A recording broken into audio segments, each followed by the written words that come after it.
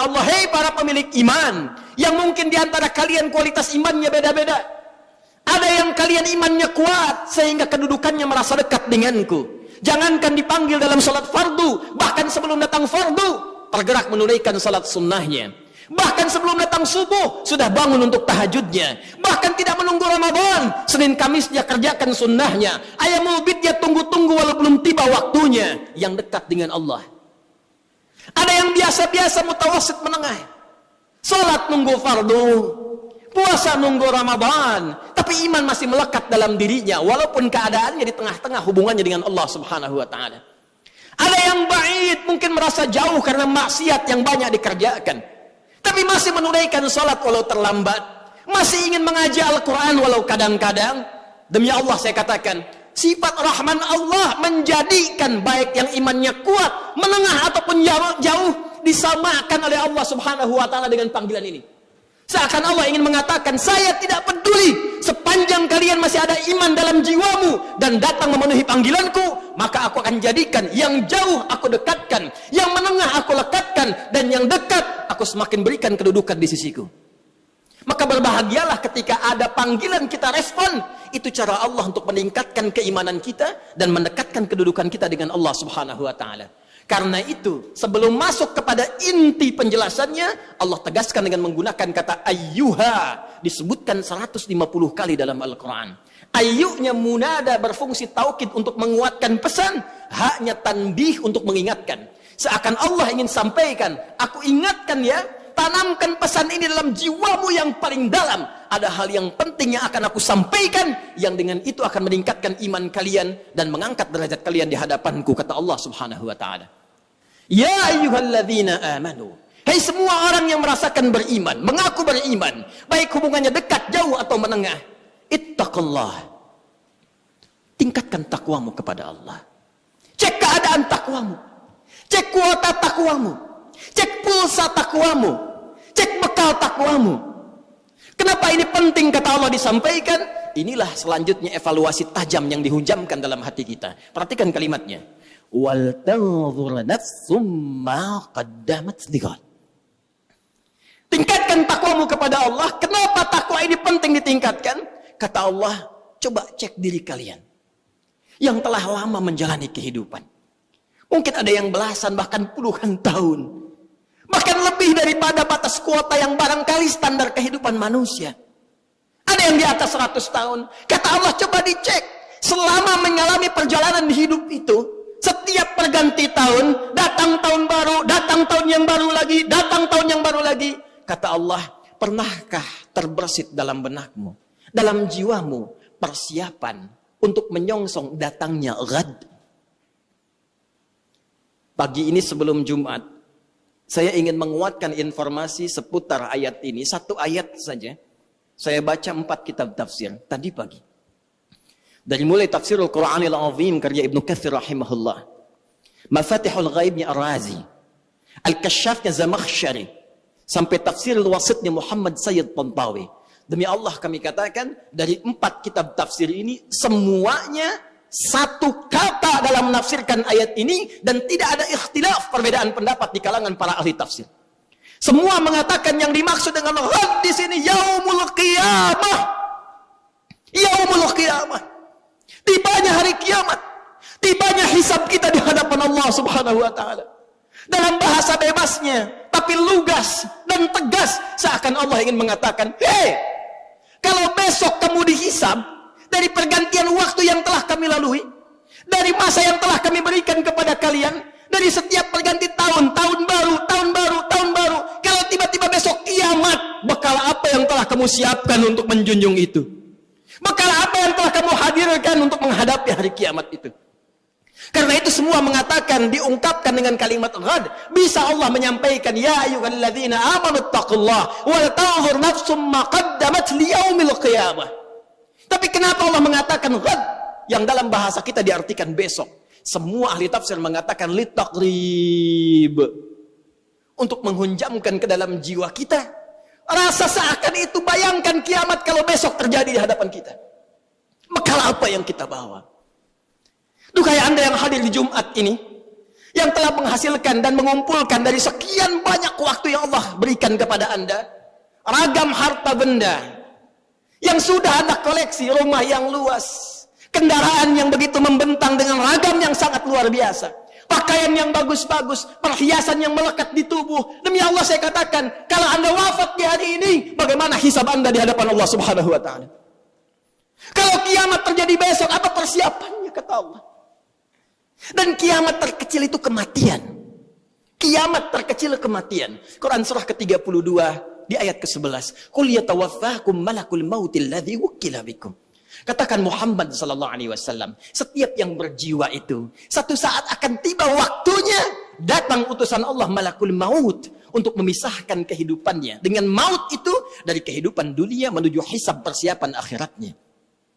Dan semua ulama sepakat kiamat terkecil. Kiamat kecil itu ya kematian. Jadi kalau kita kembalikan pada diri kita, para ulama selalu mengajak kita untuk bermuhasabah. Jangankan datang tahun baru, ganti tahun lagi, ganti hari lagi, setiap hari. Ayat ini mengatakan, kalau Anda wafat besok, persiapannya apa? Bahkan kalau kita diwafatkan hari ini, apa persiapan hisab kita di hadapan Allah Subhanahu wa taala? Karena itu yang paling menarik. Untuk menghunjamkan radungan ini dalam jiwa kita, Allah menyebutkan kalimatnya langsung dengan menggunakan kata nafsun dan bentuknya tidak menggunakan alif lam. Wal tanzur nafsum ma qaddamat lighad. Kalimat nafsunnya tidak menggunakan alif lam, nakirah. Kata para ulama tafsir, kalimatnya tidak menggunakan alif lam untuk memberikan kesan dan pesan kepada kita kalau ingin bagus dalam introspeksi. Kalau ingin benar dalam muhasabah, lepaskan dulu seluruh kecenderungan dunia kita, kemudian tanyakan pada hati kita yang paling dalam, sudah benarkah cara hidup kita sampai dengan detik ini? Itulah rahasianya kenapa di ayat ini kata nafsun tidak menggunakan alif lam. Seakan-akan Allah ingin mengatakan pada kita, coba merenung sejenak. Bukan dengan kembang api itu, bukan dengan petasan itu, bukan dengan pesta itu, tapi dengan jiwa Anda, dengan hati Anda, dengan kalbu Anda, dengan jiwa yang Allah berikan kepada kita. Cobalah kemudian sejenak saja, sepersekian menit kita diam sejenak, tanyakan pada jiwa kita, istafti qalbak, kemana hidup kita ini? Sudah benarkah puluhan tahun saya beraktivitas? Sudah benarkah puluhan tahun ini misi yang saya emban? Sudah benarkah jalan hidup saya? Bagaimana kalau sekarang saya wafat? Saya berikan rumus cepat. Kalau ada orang masih merasa kurang nyaman, gelisah, dan khawatir bila diwafatkan, di saat itu dia merenung, ini sudah fitrah menunjukkan ada kekurangan bekal yang ada dalam jiwanya.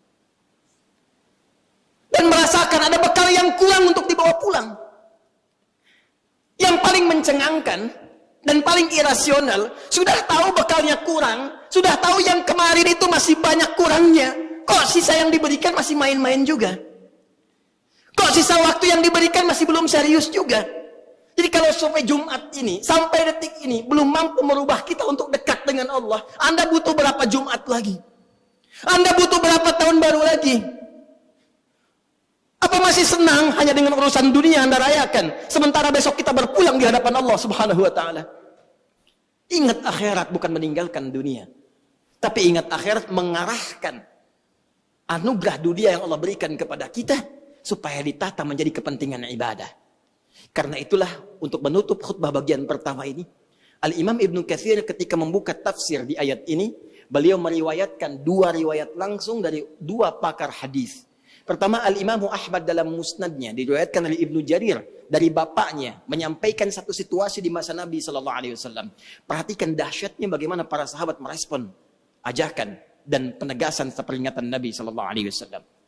Satu kali, dalam keadaan kunna fi ahdi Rasulullah SAW, kami pada saat di masa Nabi bersama Rasulullah SAW sedang duduk-duduk, tiba kemudian datanglah satu rombongan yang mengenakan penampilan yang sangat istimewa. Kalau sekarang kita ilustrasikan, datang ada yang bawa Ferrari, bawa Lamborghini, bajunya bagus-bagus, perlengkapan di tubuhnya mewah-mewah. Datang, Masya Allah, Muslim. Datang ke majlis Nabi SAW.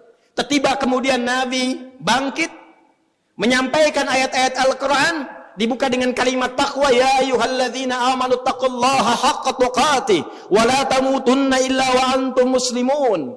Hai orang-orang yang menyatakan dirinya beriman kepada Allah, berimanlah dengan benar, dengan cara meningkatkan takwa kalian dengan sebenar-benarnya takwa, dan jaga keislaman kalian sampai kalian wafat, kata Nabi. Yang paling menarik, selanjutnya dibacakanlah ayat tadi, Quran surah ke-58, surah ke-59 Al-Hasyr, di ayat ke-18 tadi.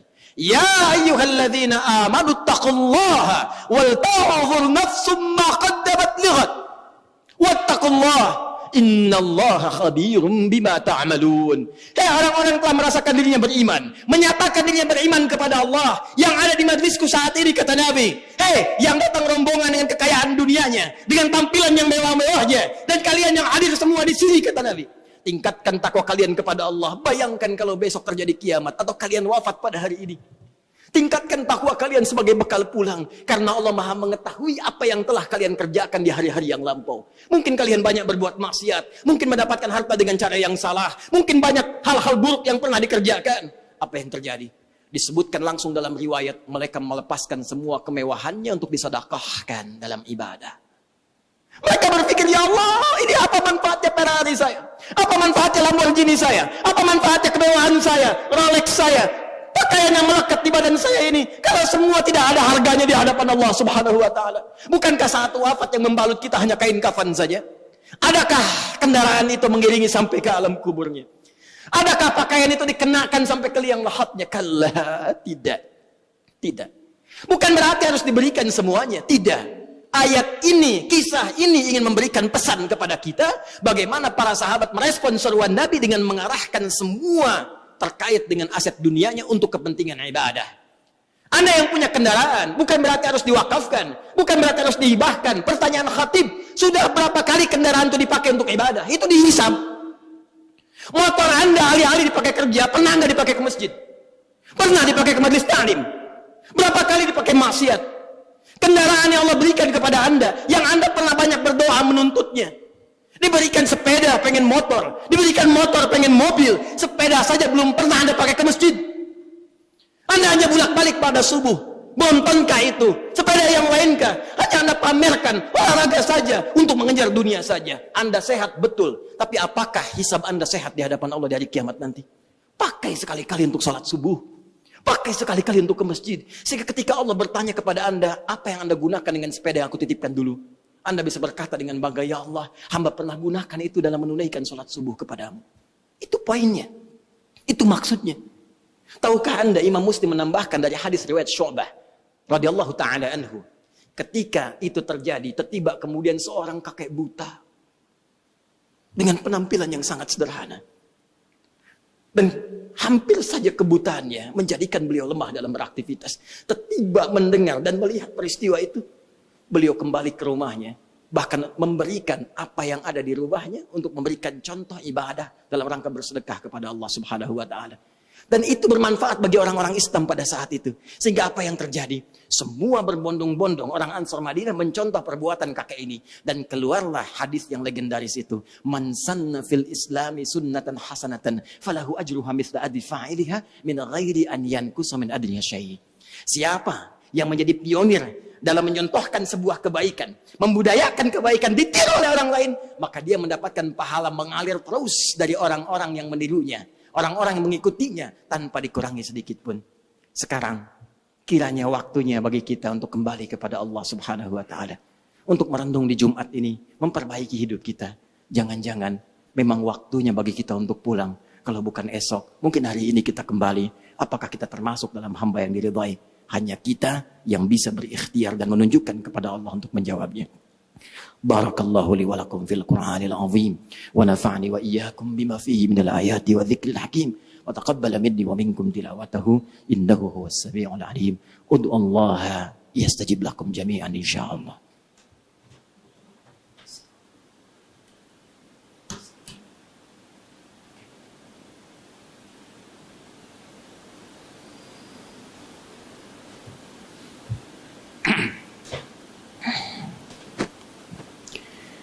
Alhamdulillah. Wassalatu wassalamu ala Rasulillah wa ala alihi wa sahbihi wa ummatihi wa man wala. Amma ba'd. Fa ya ibadallah Usi nafsi wa iyyakum bitaqwallahi faqad fazal muttaqun.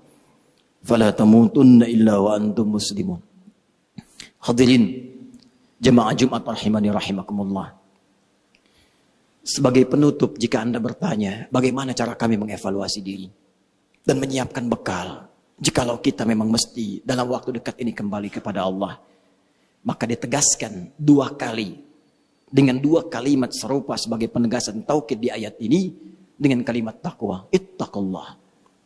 Kata Allah, tidak ada cara lain kecuali meningkatkan takwa kepada Allah Subhanahu wa taala. Secara singkat, takwa itu 2 bentuknya. Takwa itu 2 bentuknya. Mengerjakan segala perintah Allah, 1. Kedua, berikhtiar menjauhi seluruh larangannya. 2 itu saja. Dan 2 ini punya 2 bentuk lagi.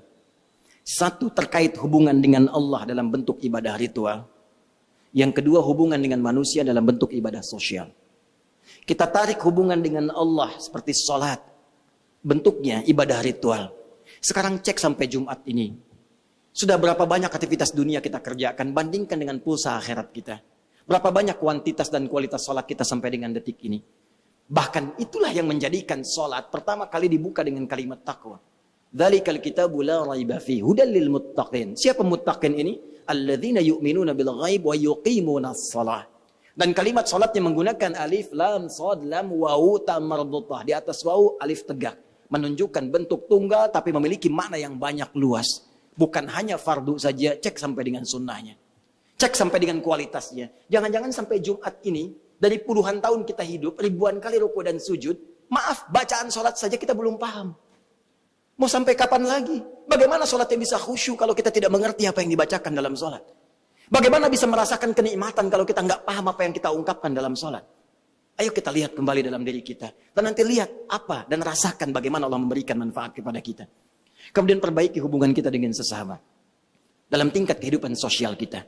Apakah dengan orang tua, dengan pasangan hidup, dengan anak-anak, dengan tetangga. Dan lebih jauh lagi, bagaimana kita saling berbagi satu dengan yang lainnya. Dan hebatnya, tidak pernah ada Jumat terjadi di masa Nabi, kecuali diketahui siapa yang duduk di sampingnya. Siapa yang punya kebutuhan, siapa yang punya kekurangan. Demi Allah saya katakan, tidak ada orang kelaparan datang Jumat ketika pulang, kecuali mereka telah kenyang. Tidak ada yang punya kesulitan, kecuali selesai kesulitannya. Karena itu Jumat disebut dengan Jumat dari kata al-jam'u. Bukan sekedar duduk, kumpul, kemudian dengan khutbah kadang-kadang mengantuk, bahkan ada yang tertidur, sholat pulang. Bukan itu namanya Jumat. Kalau cuma kumpul, datang pulang, jangankan di masjid, di stadion bisa, di pasar bisa, di mall bisa. Jumat itu duduk, kumpul. Kemudian kenali siapa yang duduk di sekitaran Anda. Duduk, saling mengenal, dan saling memberikan solusi. Itulah Jumat. Karena itu waktunya disebut dengan Jumu'ah, orangnya disebut dengan Mujtama', pembahasannya disebut dengan Al-Ijtima' Al-Islami. Karena itu hadirin sekalian, mari kita tingkatkan takwa kepada Allah Subhanahu wa taala. Kita merenung sejenak, berevaluasi diri dan perbaiki sisa kehidupan kita. Semoga walaupun hari ini atau besok kita kembali kepada Allah, seluruhnya dinilai sebagai husnul khatimah.